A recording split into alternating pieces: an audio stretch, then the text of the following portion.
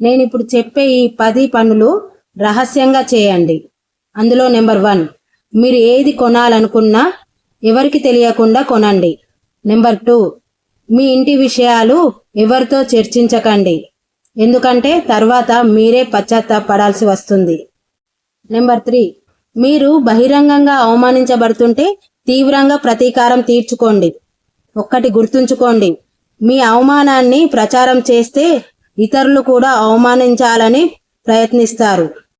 Number 4, మీ ఆనందాన్ని శాంతిగా celebrate చేసుకోండి.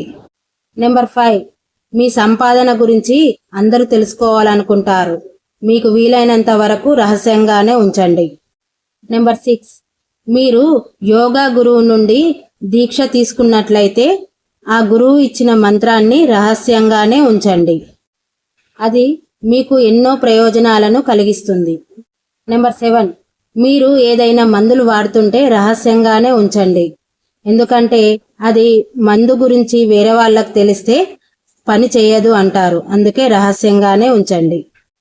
నెంబర్ 8, ఎవరైనా కారణం లేకుండా మీ వయస్సు గురించి అడిగితే అస్సలు చెప్పకండి. నెంబర్ 9, మీరు దానం చేస్తే ఎవరికి చెప్పకండి, దానివల్ల ప్రయోజనం లభిస్తుంది. ఇక చిట్ట చివరిది నెంబర్ 10, మీ జీవితంలో ఉండే ఆనందాలను కష్టాలను ఎవ్వరికి చెప్పకండి, రహస్యంగా వీలైనంత వరకు ఉంచండి.